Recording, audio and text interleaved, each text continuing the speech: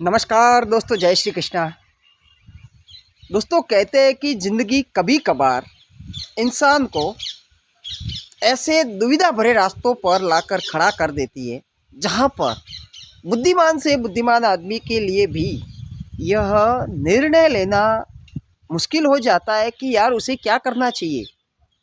वो करना बहुत कुछ चाहता है पर कर कुछ नहीं पाता क्योंकि उसे कोई रास्ता नज़र ही नहीं आता।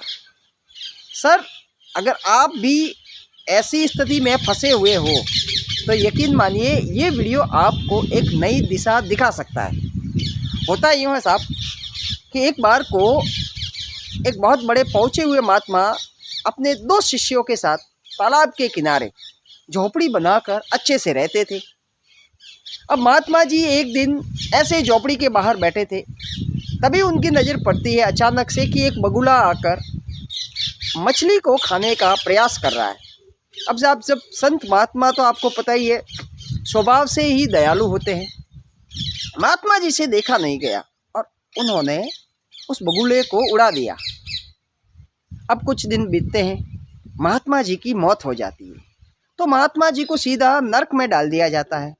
तो महात्मा जी ने अपने उन शिष्यों को सपने में आकर कहा कि आज के बाद कभी बगुला मत उड़ाना।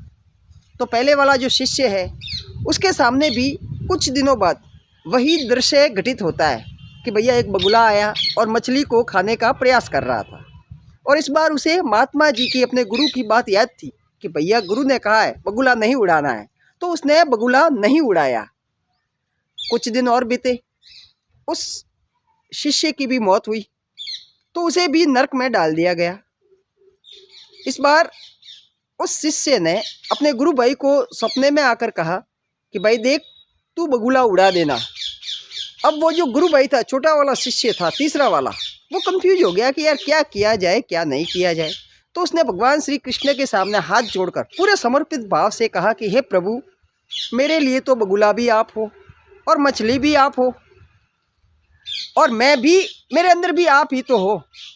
तो भाई मेरे को तो समझ में नहीं आ रहा है कि क्या करना चाहिए और क्या नहीं करना चाहिए। मेरे लिए जो सही हो, जो उचित हो, वो मेरे से आप करवा देना। मैं अपने आप को पूरी तरीके से आपके चरणों में समर्पित करता हूँ। मैं अपना पूरा जीवन आपके चरणों में रखता हूँ कि आपको जिस दिशा में डालना है वहाँ पर डाल देना और जो आपको करवाना हो, जो सही हो, उस रास्ते पे मेरे को चला देना।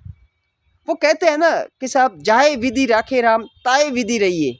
उस तरीके की समर्पित भावना उसने रख दी। और जैसे ही कुछ दिनों बाद उसकी भी मौत हुई तो साहब उस जो लास्ट वाला शिष्य था उसे स्वर्ग की प्राप्ति हुई। ये सारा मांजरा देखकर नारद जी ने भगवान श्री विष्णु से पूछा कि प्रभु, आपकी लीला अपने पल्ले नहीं पड़ी, समझ में नहीं आया। आखिर ऐसा क्यों कि गुरु को और उस पहले वाले चेले को तो आपने नरक दे दिया और इसे लास्ट वाले को स्वर्ग में डाल दिया, ऐसा क्यों?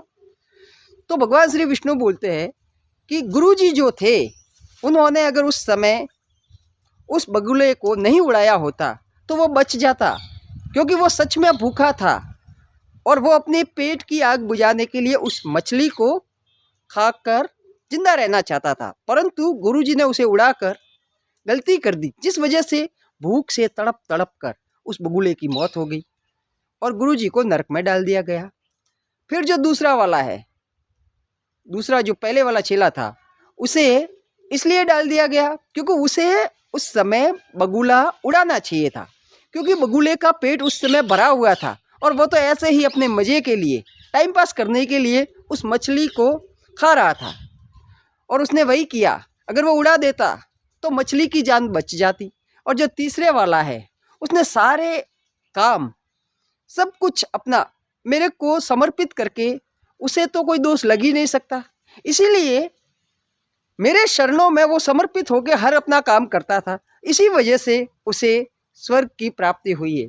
तो सर, कहना सिर्फ इतना सा चाहता हूँ कि जब रास्ते कोई नज़र नहीं आ रहे ना, जब दुविधा हो ना, तो प्रभु को सौंप दीजिए और यकीन मानिए जब आप पूरे समर्पित भाव से, पूरी अंतरात्मा से जब प्रभु को सब कुछ सौंप देते हो ना, तो वो रास्ता बताता है साहब, बताता है। Thank you.